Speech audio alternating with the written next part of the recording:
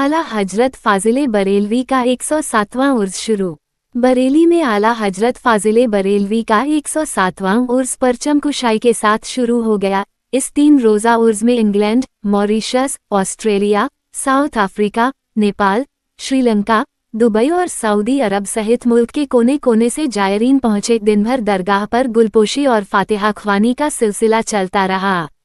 जायरीन ने आला हजरत की याद में दुआएं मांगी और परचम कुशाई के मौके पर दरगाह शरीफ पर बड़ी संख्या में भीड़ उमड़ी।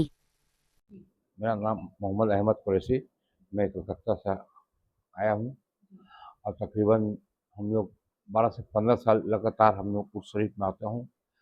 आला है अजीम बरकत के उसमें, और आप ऐसे वली गुजरे हैं हिंदुस्तान में, इसके रसूल में डूब कर तब आप आला हजरत बने हैं और इनका पैगाम आज पूरी दुनिया अजीम में जा रहा है।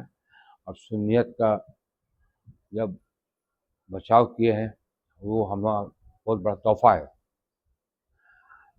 आज के दौर का।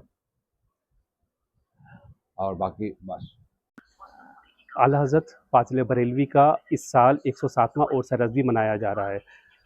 इस्लामिया ग्राउंड में रज़ा गेट पर दरगाह सरपरस्त मौलाना मोहम्मद सुबहान रज़ा खां सुबहानी मियाँ और सजादा नशीन मुफ्ती एहसन रज़ा खां कादरी एहसन मियाँ ने देश विदेश के तमाम उलमा की मौजूदगी में, सजादगान, मशाइख और अकीदतमंद की मौजूदगी में यहाँ परचम कुशाई की रस्म अदा की। इसी के साथ 3 रोज़ा उर्स का आगाज़ हो गया। रात में इंटरनेशनल नातिया मुशायरा हुआ है, जिसमें तमाम देशों के शोहरा इकराम ने शिरकत की। मुशायरा देर रात तक चला। उर्स के दूसरे दिन यानी कि 19 अगस्त को सुबह बाद नमाज फ़ज्र कुरान खानी हुई। हुज़ूर रहन मिल्लत और मुफस्सिर आज़म के कुलशीफ की रस्म अदा की गई। साथ ही आपसी सौहार्द, मसलक आला हज़रत और नामूस रिसालत पर कॉन्फ्रेंस की गई। इसी दिन में चादरपोशी का जो देश विदेश के जो गैर सियासी और सियासी चादरियों को पोशी का सिलसिला भी चलता रहा। जैसा सजादा नशीन मुफ्ती एहसन मियाँ साहब ने अपील की थी कि इस बार दरगाह पर कपड़े की चादर और डीजे नहीं लेकर आए, उस पर अमल करते हुए अकीदतमंद जो है फूलों की चादर पेश कर रहे हैं।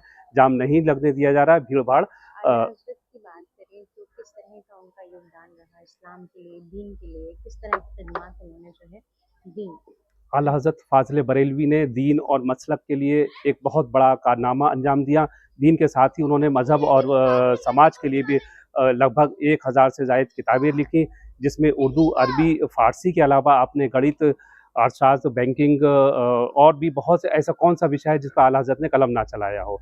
आला हज़रत की अगर हम बात करें तो कुरान शरीफ का तर्जुमा यानी कि कंजुल ईमान, इसके अलावा आला हज़रत का जो फतावों का मजमूआ है जिसको फतावा रज़विया कहते हैं वो, इसके अलावा आला हज़रत की नातिया शायरी जिसको हदायक़ बख्शिश कहते हैं, जो आज सारी दुनिया में आला हज़रत की नातिया शायरी पढ़ी और सुनी जा रही है। आला हज़रत जैसा शायर आज के इस दौर में मिलना मुश्किल है। आला हज़रत ने एक नात को 4 सब्जेक्ट यानी 4 भाषाओं में लिखकर दुनिया को हैरत में डाल दिया।